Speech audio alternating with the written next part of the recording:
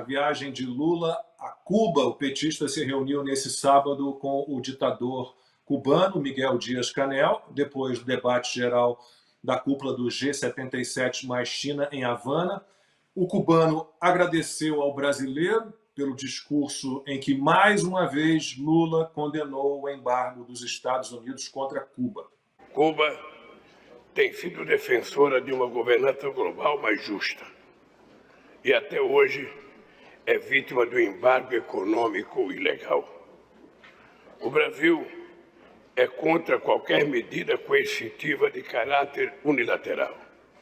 Rechaçamos a inclusão de Cuba na lista de estados patrocinadores de terrorismo. Cuba pediu ao Brasil maior flexibilidade no pagamento de dívidas do país com o nosso BNDES. Desde julho de 2018, a ditadura não paga o que deve. Não há transparência sobre o valor, mas é algo em torno de US$ 1 bilhão.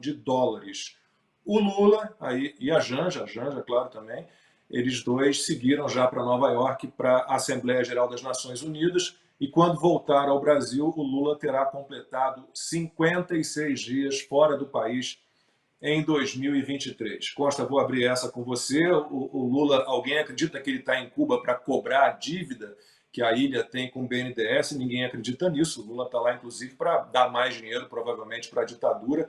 E ele reclama do embargo americano contra Cuba, mas aí quem conhece o mínimo de história, e o consta das pessoas mais preparadas, já falei isso várias vezes, conheço poucas pessoas tão bem preparadas quanto o Constantino em termos culturais, históricos. Todo mundo que tem um mínimo de conhecimento sabe quando e por que os Estados Unidos decidiram pelo embargo econômico contra Cuba. Cuba confiscou, nacionalizou, tomou pelo menos quase 200 empresas americanas, com valores da época, lá, US$ 1 bilhão.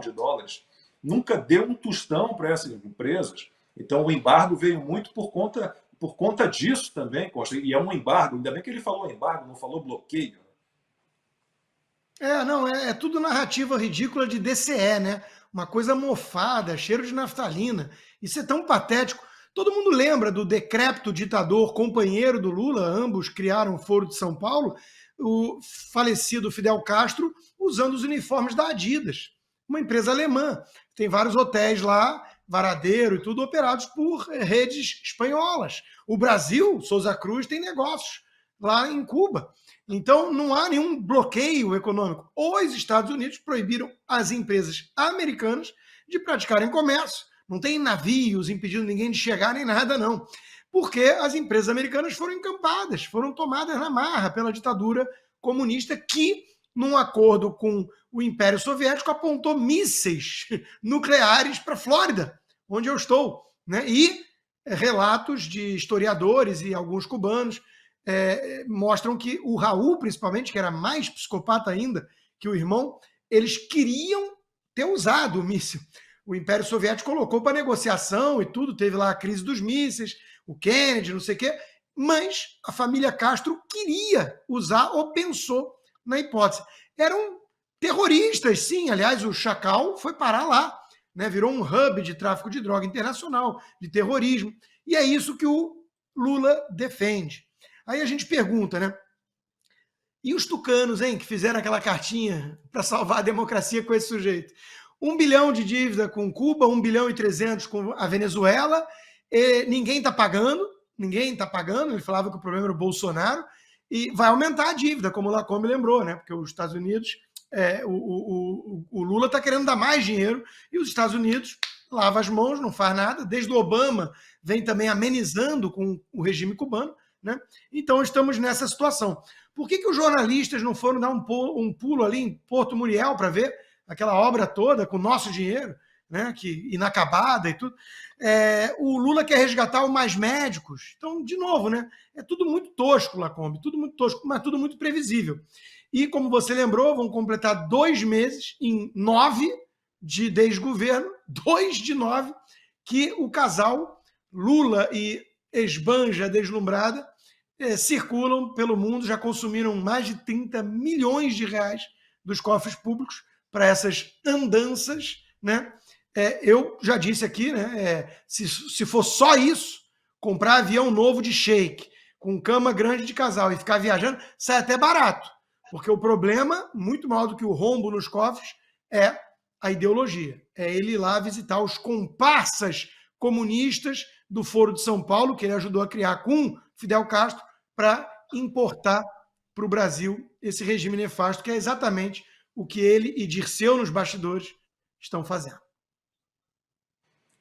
Costa, o Che Guevara também ficou bem chateado quando os soviéticos retiraram os mísseis de Cuba e ele foi à Rússia, a Moscou, e reclamou com o Nikita Khrushchev na época. Falou, pô, mas ele queria ter realmente apertado o botãozinho e detonado falou tudo. na tribuna da ONU, feliz da vida, que fuzilava mesmo, e ia continuar fuzilando. O amor venceu, né? Essa é a turma do amor. Então parem de falar de Rússia e Cuba, não importa. O que importa é Brasil, tá? Marcos, é o seguinte, o Lula adora Cuba. Por ele, a gente tinha... Ele não ia usar só a goiabeira, essa camiseta aí, essa camisa modelo cubano. Ele ia implantar aqui, se ele pudesse, ele ia implantar aqui o sistema cubano.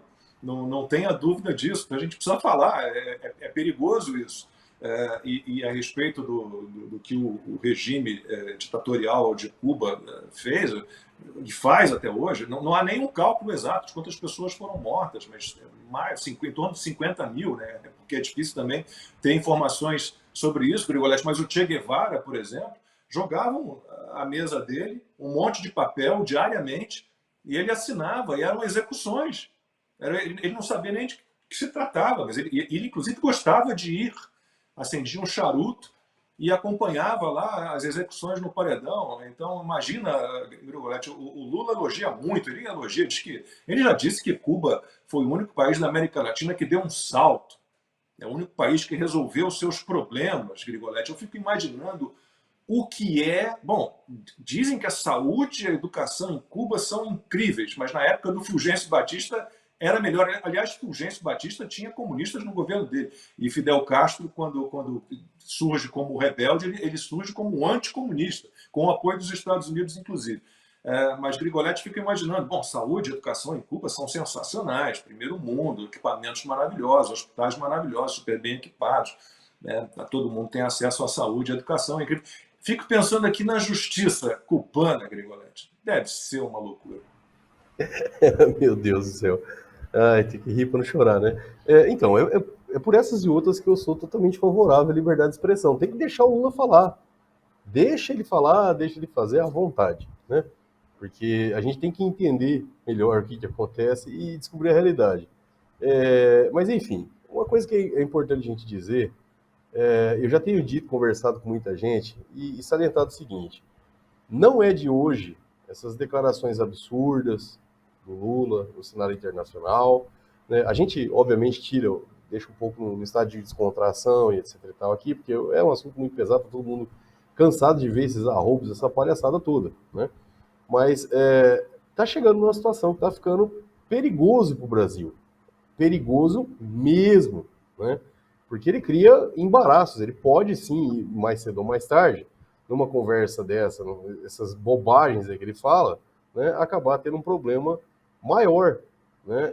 Inclusive, se eventualmente isso acontecer, ou mesmo diante de determinadas declarações, eu alerto até o pessoal da oposição aí, que é possível já, né, a princípio, tentar inclusive fazer alguns pedidos de impeachment em relação a isso, né?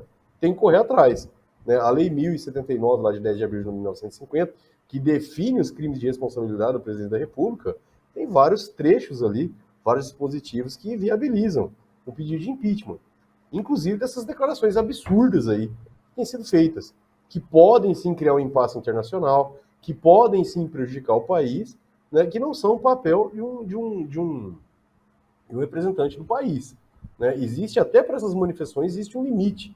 Mas o Lula está se sentindo muito à vontade, falando muita besteira. E, aliás, tem que continuar falando mesmo, né? Mas era interessante o pessoal da oposição se atentar a isso e fazer, Emerson, mas não adianta. Bom, não adianta? Será que não adianta?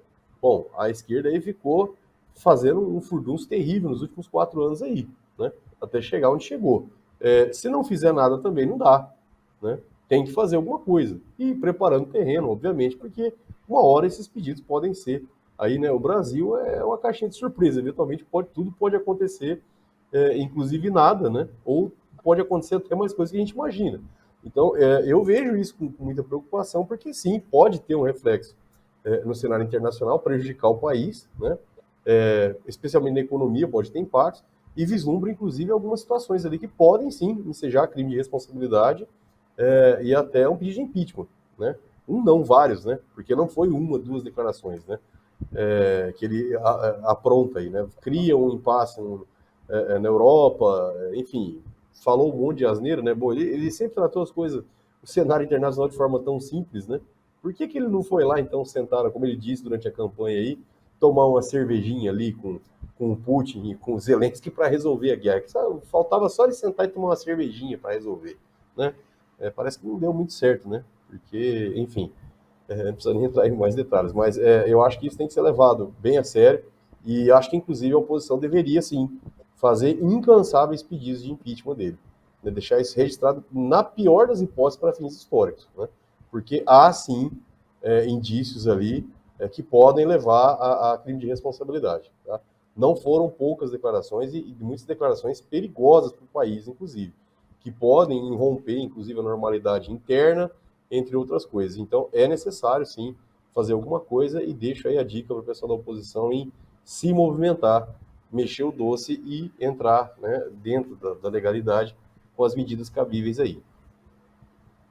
Lacombe, Agora, só eu um quero anunciar aqui parênteses uma... muito rápido. Opa, Como claro. aqui nos Estados Unidos, que o Marcos Evangelistas Dumont não quer mais que a gente fale, como aqui é a terra da liberdade, o Larápio foi recepcionado por algumas patriotas lá que lembraram que ele é ladrão. Aqui pode, viu? Aqui não tem a polícia do Dino e o STF do Alexandre e do Toffoli para enquadrar, não. Aqui pode chamar Larápio de Larápio.